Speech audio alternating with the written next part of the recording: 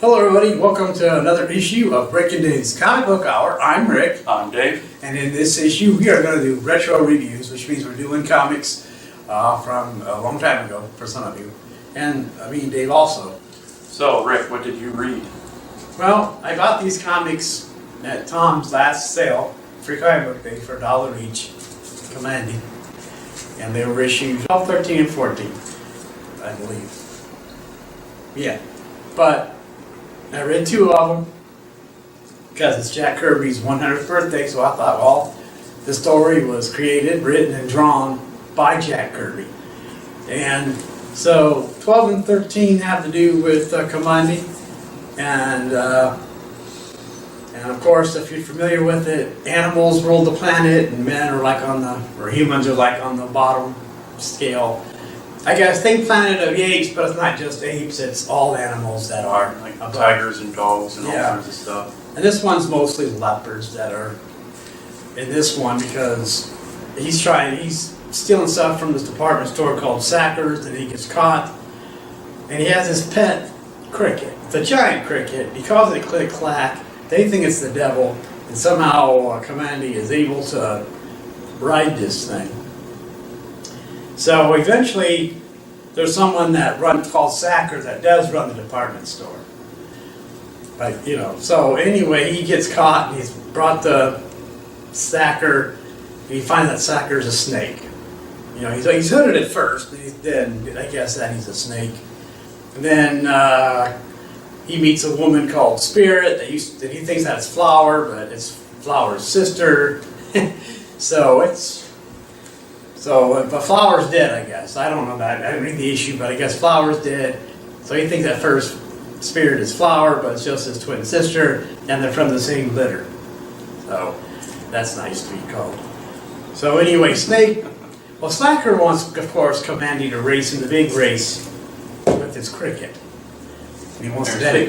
Yeah, so he can bet on the cricket to win. And why wouldn't the cricket, with a giant cricket, it can jump probably hundreds of yards.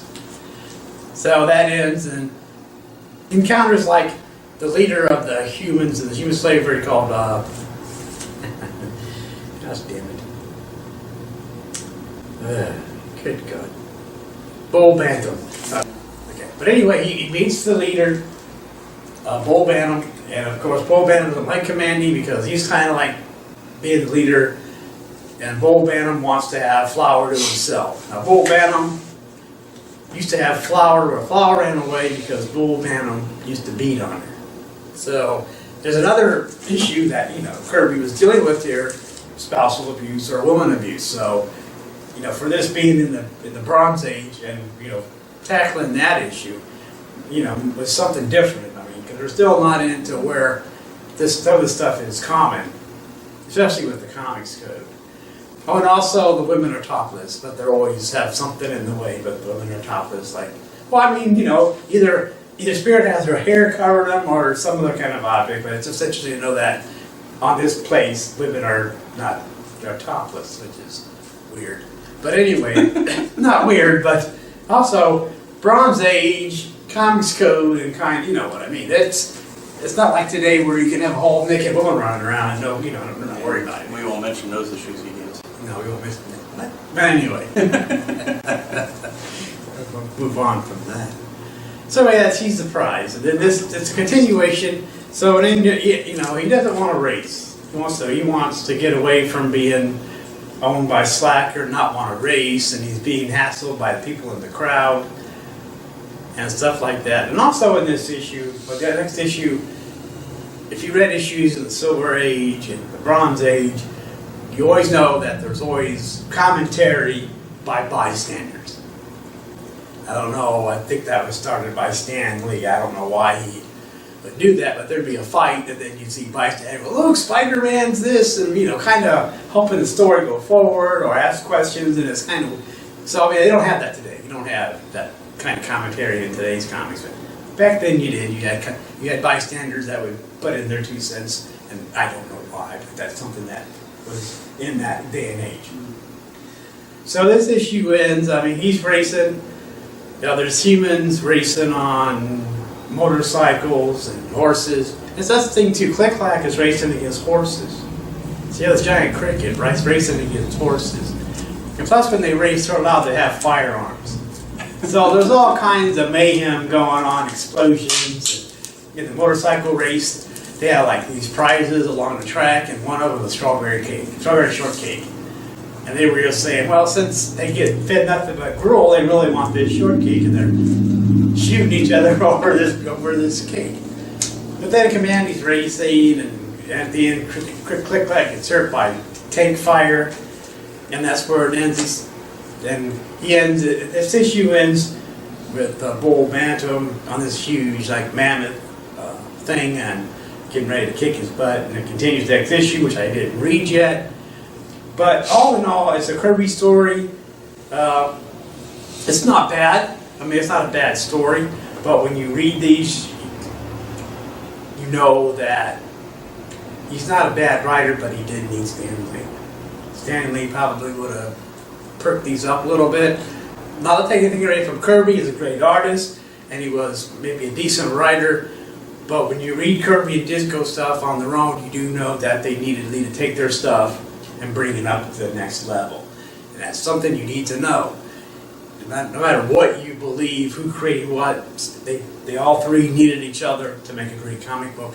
That's my first one. I blabbered on a lot, so let's let Dave get to one of the ones he read in the retro review of this issue. Well, to stick with the Jack Kirby theme, since they are celebrating his 100th birthday this year, Marvel has put out some reprints, and they call it the True Believers. And this copy is a reprint of Black Panther.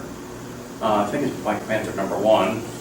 How much did that cost $1? Yeah, they put them out for $1, so they're really good, inexpensive reprints. So there's a lot of key issues I saw that they had reprints of. So if you ever, I mean, I'm sure you've seen them, but they're worth picking up as Dave suggests. I mean, this is edited, written, and drawn by Jack Kirby, so it's a pretty good issue. It has a story where Black Panther goes and they're tracking down this totem with this frog, and see, I can't remember everything happened now, but so anyway, he's got to stop the bad guys from getting this frog, or else he'll destroy stuff and all kinds of crazy. It's been about 2 weeks since I read this, sorry, but it's a really good issue, and the art is fantastic in it. And it also has a little Kirby, background. right? So you said. Yeah, he did the whole thing. So what do you think it was writing on Black Panther then? This issue was okay, but I don't remember it being. I got his Jack Kirby's Captain America run, and like you were saying, he needed help with the writing, because I think some of the stories in that Captain America run that he did was kind of, and he was doing so many books at that time. Oh my gosh, yes. I mean, he's a one-man machine, just cranking out stories and books and comics, and I don't know how he can't help but pick up a book at a Silver Age, and it's drawn by Jack Kirby. Yeah. So it was kind of crazy. I think this book came out in the mid-70s, sometime around 77 or something like that. Yeah. So this is one that did he create Black Panther? Do you remember at all, or did he just? I mean, he drew and wrid it, so I don't know if he created it. Well, Black Panther showed up in Fantastic Four, so he might have had... Which issue? I thought it was 40, 50 something. Yeah, then he did, because Lee and Kirby did all those issues. So not only did he create Silver Surfer, he did Black Panther. Yeah, so this Black Panther stands in 1977, it says here, so... Yeah.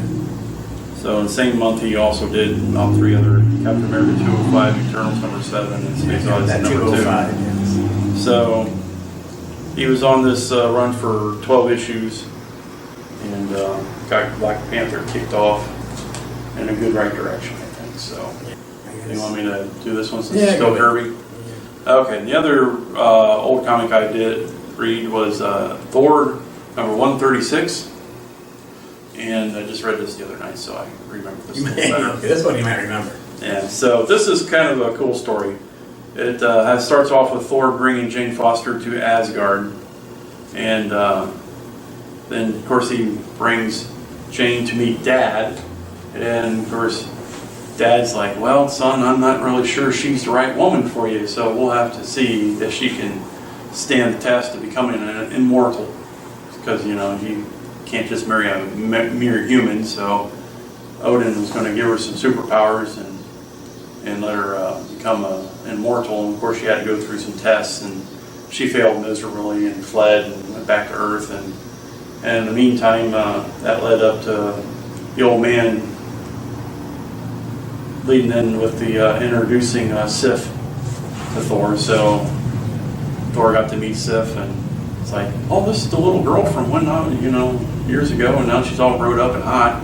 So Thor's like, holy crap, you know, this is a really good-looking girl. So Right. maybe I'll stick around here in Asgard, you know. So it's kind of a funny story how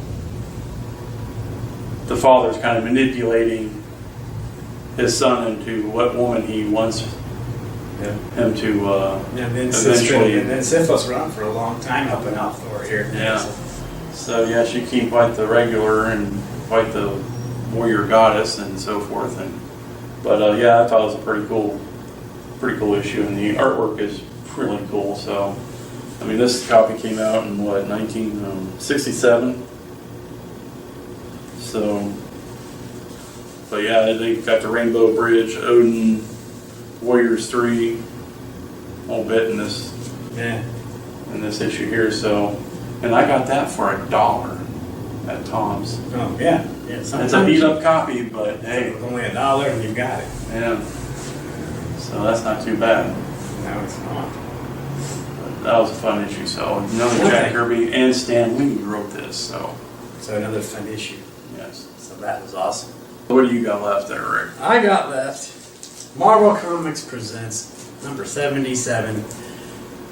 And I got this at a store that was going out of business.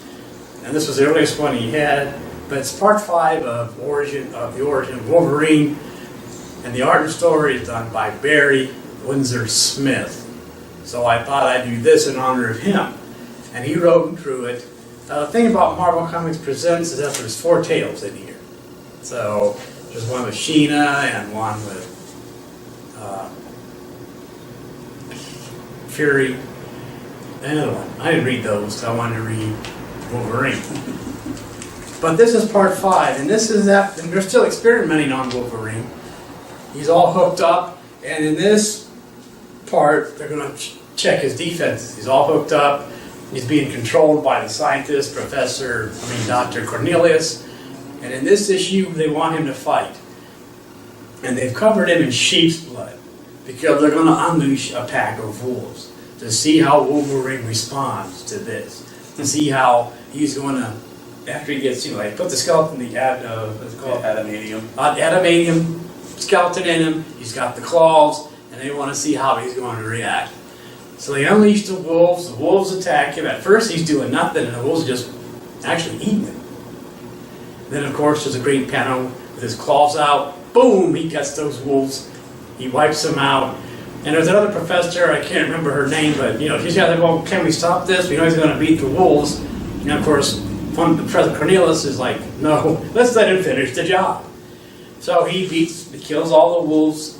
And then they put him to sleep. So I guess they can control when he wakes up and goes to sleep.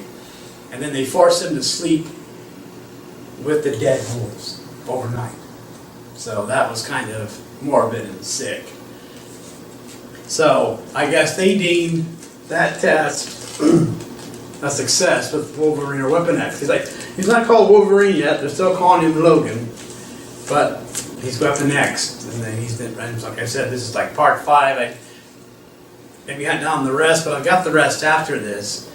But like I said, this is just, I know he's had multiple origins. So this is the origin done this is a really old comic, I guess, from 1991. For some of you who think 90s.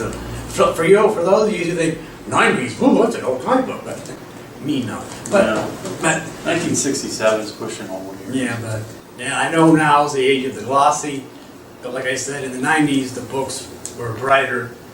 The colors really popped out at your eyeballs as opposed to now where everything's dark and dim like I guess these people, the current people like them. Anyway, like I said, I'll do some more 90s and I'll show you, and you'll see just how bright. And I'll show you some artwork on the inside by Barry Windsor Smith, because it's awesome and you need to see it. And I guess in a way this is kind of dark too, because it's Wolverine's origin and a lot of good bad stuff are happening to this guy. So that's my retro review from way back in 1991. Yes, sir. I think So I think in the 60s, 70s, I think it was just before. 60s, 70s, and 90s anyway today. Yeah. Might have been a little before Desert Storm, I believe. Whatever. Who cares about that?